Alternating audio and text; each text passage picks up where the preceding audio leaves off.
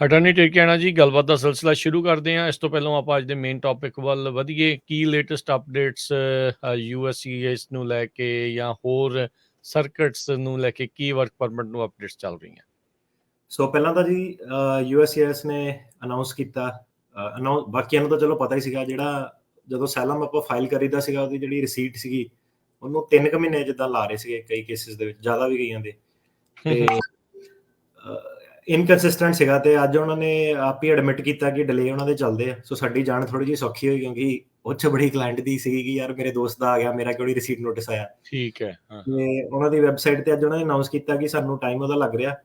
ਤੇ ਜਦੋਂ ਇਹ 3 ਮਹੀਨੇ ਬਾਅਦ ਰਿਸੀਟ ਨੋਟਿਸ ਦਿੰਦੇ ਸੀਗੇ, ਜਿਹੜੇ ਇਮੀਗ੍ਰੇਸ਼ਨ ਗਲਤੀ ਕੀ ਕਰਦੇ ਸੀਗੇ ਕਿ ਨੋਟਿਸ ਦੀ ਜਿਹੜੀ ਡੇਟ ਸੀਗੀ ਉਹ 3 ਮਹੀਨੇ ਬਾਅਦ ਦੀ ਪਾ ਰਹੇ ਸੀਗੇ, ਜਿਹਦੇ ਕਰਕੇ ਕਿ ਵਰਕ ਪਰਮਿਟ ਦਾ ਕਲੌਕ ਵੀ ਜਿਹੜਾ ਸੀਗਾ ਲੇਟ ਸ਼ੁਰੂ ਹੋ ਰਿਹਾ ਸੀਗਾ।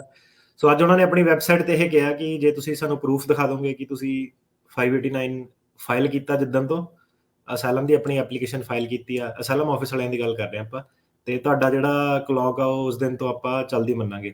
ਸੋ ਇਹ ਇੱਕ ਮੇਜਰ ਜਿਹੜੀ ਚੇਂਜ ਸੀਗੀ। 3 ਕੁ ਮਹੀਨੇ ਜਿਹੜੇ ਖਾ ਜਾਂਦੇ ਸੀਗੇ ਸਾਡੇ, ਉਹ ਇਹਨਾਂ ਨੇ ਸਾਨੂੰ ਵਾਪਸ ਦੇ ਦਿੱਤੇ ਆ ਕਾਈਂਡ ਆਫ। ਠੀਕ ਹੈ, ਚਲੋ। ਇਹਦੇ ਨਾਲ ਛੋਟੀਆਂ-ਮੋਟੀਆਂ ਹੋਰ ਖਬਰਾਂ, ਇੱਕ ਸਾਡੇ ਆਪਣੇ ਕੇਸ ਦੇ ਰਿਲੇਟਡ ਹੀ ਇੱਕ ਕਿਸੇ ਦਾ ਕੇਸ ਸੀਗਾ ਸਾਡੇ ਕੋਲ। ਠੀਕ ਹੈ। ਜੱਜ ਜੌਨਸਨ ਸੀਗਾ, 80% ਰੇਟਿੰਗ ਆ, ਵਧੀਆ ਜੱਜ ਸੀਗਾ, ਕਾਫੀ ਬੰਦੇ ਦੇ ਬਿਆਨ ਵੀ ਸਾਰੇ ਸਹੀ ਹੋਏ। ਤੇ ਸਰਕਾਰੀ ਵਕੀਲ ਜਿਹੜਾ ਸੀਗਾ ਉਹ ਆਮ ਆਦਮੀ ਪਾਰਟੀ ਦੇ, ਉਹਨੇ ਕੋਈ ਖਾਸ ਐਵੀਡੈਂਸ ਸਬਮਿਟ ਨਹੀਂ ਕੀਤਾ ਸੀਗਾ, ਆਮ ਆਦਮੀ ਪਾਰਟੀ ਦਾ ਐਵੀਡੈਂਸ ਸਬਮਿਟ ਕੀਤਾ ਸੀਗਾ, ਉਹਨੂੰ ਲੈ ਕੇ ਆ ਗਿਆ। ਤੇ ਜੱਜ ਸਾਰਾ ਜਿਹੜਾ ਤਰੀਕ ਤਰੂਕ ਹੋਣ ਤੋਂ ਬਾਅਦ 20-25 ਮਿੰਟ ਇੱਥੇ ਆਮ ਆਦਮੀ ਪਾਰਟੀ ਵਾਲੇ ਤੇ ਲੱਗਾ ਰਿਹਾ। ਤੇ ਜੱਜ ਨੇ ਕੇਸ ਜਿਹੜਾ ਸੀਗਾ ਅਪਰੂਵ ਨਹੀਂ ਕੀਤਾ, ਡਿਨਾਈ ਨਹੀਂ ਕੀਤਾ। ਕਹਿੰਦਾ 30 ਦਿਨ ਦਾ ਸਾਨੂੰ, ਮਤਲਬ ਕਿ ਜਿਹੜਾ ਕਲਾਇੰਟ ਆ ਉਹਦੇ ਵਕੀਲ ਨੂੰ ਮੌਕਾ ਦੇ ਰਹੇ ਆ ਕਿ ਐਡੀਸ਼ਨਲ ਐਵੀਡੈਂਸ ਸਬਮਿਟ ਕਰੋ ਕਿ ਜਿਹੜੀ ਆਮ ਆਦਮੀ ਪਾਰਟੀ ਆ ਉਹਦੀ ਦਿੱਲੀ ਦੇ ਵਿੱਚ ਜਿੱਤ ਆ, ਪੰਜਾਬ ਦੇ ਵਿੱਚ ਜਿੱਤ ਆ, ਕਿਉਂ ਨਹੀਂ ਬੰਦਾ ਸੇਫ ਰਹਿ ਸਕਦਾ। ਤੇ ਉਹ ਬੰਦੇ ਦਾ ਕੇਸ ਇਹ ਸੀਗਾ ਕਿ ਉਹ ਆਮ ਆਦਮੀ ਪਾਰਟੀ ਦਾ ਸਪੋਰਟਰ ਸੀਗਾ। ਸੋ ਬੇਸਿਕਲੀ ਜਿਹੜੇ ਵੀ ਆਮ ਆਦਮੀ ਪਾਰਟੀ ਦੇ ਸਪੋਰਟਰ ਸੀਗੇ ਜਾਂ ਡਾਇਰੈਕਟ ਵੀ ਮੈਂਬਰ ਨਹੀਂ ਵੀ ਸੀਗੇ, ਪਰ ਕਹਿ ਲਓ ਕਿ ਇਨ ਸਪਿਰਿਟ ਸਪੋਰਟ ਕਰਦੇ ਸੀਗੇ, ਹਨਾ, ਜਿਹਦੇ ਬਿਆਨਾਂ ਦੇ ਵਿੱਚ ਕੁਝ ਵੀ ਇਦਾਂ ਦਾ ਜ਼ਿਕਰ ਆ, ਉਹਨਾਂ ਨੂੰ ਇਹ ਦੱਸਣ ਦਾ ਮਕਸਦ ਇਹ ਹੈ ਕਿ ਉਹ ਇਸ ਚੀਜ਼ ਨੂੰ ਕਾਫੀ ਡੂੰਘਾਈ ਦੇ ਵਿੱਚ ਪੁੱਛ ਰਹੇ ਆ ਤੇ ਕਾਫੀ ਵੱਡਾ ਮੁੱਦਾ ਇਹਦਾ ਬਣਾ ਰਹੇ ਆ। ਤੇ ਤੁਹਾਨੂੰ ਜਿਹੜਾ ਸੀਗਾ ਆਪਣਾ ਹੁਣ ਦੱਸਣਾ ਪੈਣਾ ਕਿ ਜਿਹੜੀ ਆਮ ਆਦਮੀ ਪਾਰਟੀ ਆ ਤੁਹਾਨੂੰ ਕਿਉਂ ਨਹੀਂ ਬਚਾ ਸਕਦੀ ਹੈ। ਸੋ ਇਹਦਾ ਹੁਣ 30 ਡੇਜ਼ ਦੇ ਬਾਅਦ 30 ਦਿਨ ਦਿੱਤੇ ਉਹਨਾਂ ਨੇ ਸਾਨੂੰ ਬਰੀਫ ਸਬਮਿਟ ਕਰਨ ਨੂੰ। ਓਕੇ। ਤੇ ਬਾਕੀ ਸਾਰਾ ਕੁਝ ਸਹੀ ਆ, ਤੇ ਦੇਖਦੇ ਆ ਹੁਣ ਜੱਜ ਕਿਹੜੇ ਪਾਸੇ ਨੂੰ ਜਾਂਦਾ। ਤੇ ਦੂਜੀ ਚੀਜ਼ ਉਹਨੇ ਇਹ ਕਹੀ ਸੀਗੀ ਕਿ ਜੱਜ ਨੇ ਕਿ ਜੇ ਆਮ ਆਦਮੀ ਪਾਰਟੀ ਦਾ ਤੁਸੀਂ ਨਹੀਂ ਦਿਖਾ ਸਕਦੇ ਤਾਂ ਹਿਊਮੈਨਿਟੇਰੀਅਨ ਅਸਾਈਲਮ ਜਿਹੜਾ ਮੈਂ ਉਹ ਕੰਸੀਡਰ ਕਰਨ ਲਈ ਰੈਡੀ ਹੋ ਸਕਦਾ, ਕਿਉਂਕਿ ਬੰਦੇ ਦੇ ਕੇਸ ਦੇ ਵਿੱਚ ਫੈਕਟਰ ਇਦਾਂ ਦੇ ਹੈਗੇ ਆ ਕਿ ਮੈਨੂੰ ਲੱਗਦਾ ਮੈਂ ਸ਼ਾਇਦ ਹਿਊਮੈਨਿਟੇਰੀਅਨ ਅਸਾਈਲਮ ਦੇ ਸਕਦਾ। ਸੋ ਫਿਰ ਬਾਅਦ ਤੁਹਾਨੂੰ ਦੱਸਾਂਗੇ ਕਿ ਕੀ ਫੈਸਲਾ ਕੀਤਾ ਜੱਜ ਨੇ। ਇਹਦੇ ਵਿੱਚ ਇੱਕ ਚੀਜ਼ ਮੈਂ ਨਾਲ ਹੀ ਪੁੱਛਣਾ ਚਾਹੁੰਦਾ, ਜਿੱਦਾਂ ਵੀ ਆਮ ਆਦਮੀ ਪਾਰਟੀ ਦੇ ਜਿੱਦਾਂ ਕਿਹਾ ਵੀ ਸਮਰਥਕ ਆ, ਕਿਹੜੀ ਚੀਜ਼ ਤੋਂ ਉਹ ਸ਼ੋਅ ਕਰਦੇ? ਕੀ ਤੁਹਾਡੇ ਉਹ ਸੋਸ਼ਲ ਮੀਡੀਆ ਕੰਟੈਂਟ ਤੇ ਜਾਂਦੇ ਆ, ਦੇਖਦੇ ਆ, ਜਾਂ ਕਿੱਦਾਂ ਉਹਨਾਂ ਨੂੰ ਪਤਾ ਲੱਗਦਾ ਵੀ ਜਿਹੜਾ ਕੋਈ ਜਿਹਨੇ ਕੇਸ ਕੀਤਾ ਵੀ ਉਹਦਾ ਸਪੋਰਟਰ ਹੋ ਸਕਦਾ? ਕਈਆਂ ਨੇ ਤਾਂ ਲਿਖਿਆ ਹੀ ਹੁੰਦਾ ਕਿ ਹਨਾ ਆਹ 2-3 ਪਾਰਟੀਆਂ ਮਾੜੀਆਂ, ਆਹ ਪਾਰਟੀ ਨੂੰ ਮੈਂ ਸਪੋਰਟ ਕਰਦਾ ਵਾਂ। ਤੇ ਕਈ ਤਾਂ ਇਦਾਂ ਦੇ ਵੀ ਕੇਸ ਹੁੰਦੇ ਆ ਜਿਹੜੇ ਡਾਇਰੈਕਟਲੀ ਬੰਦਾ ਮੈਂਬਰ ਹੀ ਹੁੰਦਾ ਆਮ ਆਦਮੀ ਪਾਰਟੀ ਦਾ, ਉਹਨਾਂ ਦਾ ਕਲੇਮ ਹੀ ਐਕਚੁਅਲੀ ਕਈਆਂ ਦਾ ਕਲੇਮ, ਇੱਕ ਬੰਦੇ ਨੇ ਸਾਡੇ ਨਾਲ ਕੰਸਲਟੇਸ਼ਨ ਕੀਤੀ ਸੀਗੀ ਸਿਰਫ ਇਸ ਗੱਲੋਂ, ਕਹਿੰਦਾ ਭਾਜੀ ਮੇਰਾ ਕੇਸ ਸੀਗਾ, ਮੇਰੀ ਤਰੀਕ ਆ ਰਹੀ ਆ, ਤੇ ਉਹਦਾ ਜਿਹੜਾ ਸਾਰਾ ਕੇਸ ਸੀਗਾ ਉਹ ਆਮ ਆਦਮੀ ਪਾਰਟੀ ਦਾ ਵਰਕਰ ਸੀਗਾ ਉਹ, ਤੇ ਕਹਿੰਦਾ ਹੁਣ ਮੇਰੀ ਸਿਚੁਏਸ਼ਨ ਕਿੱਦਾਂ ਵਾ, ਕਿ ਸਟਰੋਂਗ ਹੋਈ ਆ ਕਿ ਵੀਕ ਹੋਈ ਆ।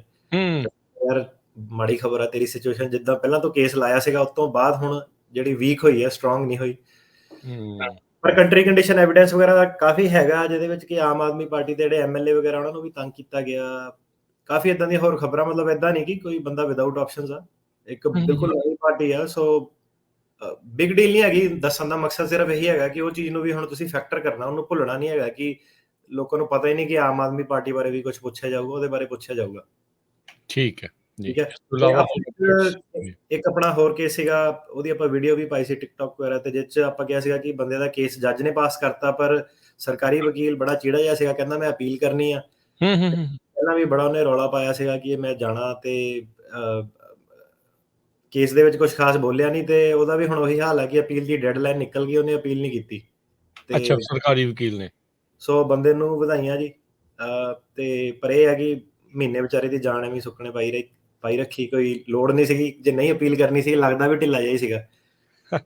ਸਹੀ ਹੈ।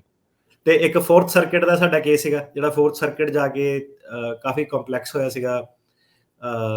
3 ਜੱਜਾਂ ਚੋਂ 1 ਜੱਜ ਸਾਡੇ ਨਾਲ ਐਗਰੀ ਕਰ ਗਿਆ ਸੀਗਾ, 2 ਜੱਜ ਨਹੀਂ ਐਗਰੀ ਕੀਤੇ ਸੀਗੇ। ਉਹਨਾਂ ਨੇ ਹੂੰ। ਇਹ ਕਿਹਾ ਸੀਗਾ ਕਿ ਜਿਹੜਾ ਇਹਦਾ ਥੱਲੇ ਵਕੀਲ ਆ ਉਹਨੇ ਜਿਹਨੇ ਪਹਿਲਾਂ ਬੋਰਡ ਆਫ ਇਮੀਗ੍ਰੇਸ਼ਨ ਅਪੀਲ ਮੋਰੇ ਜਾਂ ਇਮੀਗ੍ਰੇਸ਼ਨ ਜੱਜ ਮੋਰੇ ਜਿਹੜਾ ਕੇਸ ਸਹੀ ਤਰੀਕੇ ਨਾਲ ਨਹੀਂ ਲੜਿਆ, ਤਾਂ ਕਰਕੇ ਆਪਾਂ ਸਰਕਿਟ ਕੋਰਟ ਦੇ ਵਿੱਚ ਇਹਦੀ ਗੱਲ ਨਹੀਂ ਸੁਣਾਂਗੇ।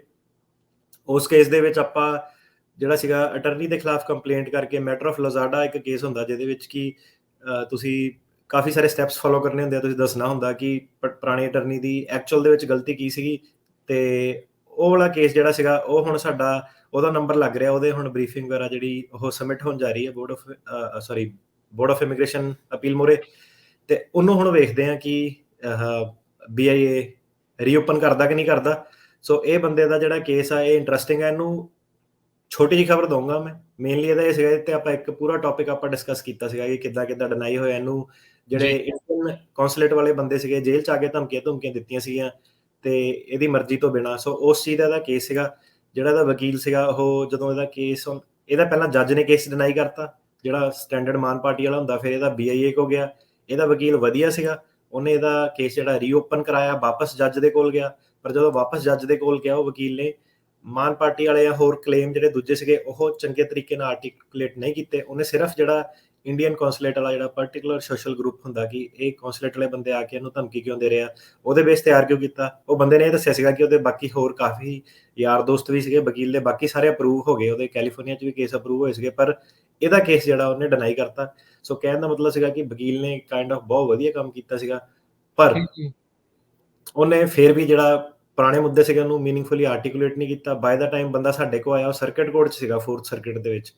ਤੇ 4th ਸਰਕਿਟ ਨੇ ਜਿਹੜਾ ਕੇਸ ਸੀਗਾ ਇਹ ਕਹਿ ਕੇ ਡਿਨਾਈ ਕੀਤਾ ਕਿ ਜਿਹੜੀਆਂ ਹੁਣ ਤੁਸੀਂ ਆਰਗੂਮੈਂਟਸ ਦੇ ਰਹੇ ਆ, ਮਤਲਬ ਜਿਹੜਾ ਆਪਾਂ ਉਹਦੇ ਵਕੀਲ ਆਰਗੂਮੈਂਟ ਦੇ ਰਹੇ ਆ, ਉਹ ਜਿਹੜੀਆਂ ਆਰਗੂਮੈਂਟਸ ਉਹਦੇ ਵਕੀਲ ਨੇ BIA ਮੋਰੇ ਤੇ ਇਮੀਗ੍ਰੇਸ਼ਨ ਜੱਜ ਮੋਰੇ ਨਹੀਂ ਦਿੱਤੀਆਂ। ਸੋ ਤੁਸੀਂ ਇਹ ਆਰਗੂਮੈਂਟਸ ਦੇ ਨਹੀਂ ਸਕਦੇ। ਸੋ ਇੱਕ ਜੱਜ ਸਾਡੇ ਨਾਲ ਐਗਰੀ ਕੀਤਾ ਸੀਗਾ, 2 ਜੱਜ ਸਾਡੇ ਨਾਲ ਐਗਰੀ ਨਹੀਂ ਕੀਤੇ। ਹੁਣ ਫੇਰ ਦੁਬਾਰਾ ਆਪਾਂ BIA ਦੇ ਕੋਲ ਜਾ ਰਹੇ ਆ, ਉਹੀ ਚੀਜ਼ ਅਪੀਲ ਹੋ ਰਹੀ ਹੈ ਕਿ ਸਾਡੀ ਕੀ ਗਲਤੀ ਹੈ ਭਾਈ।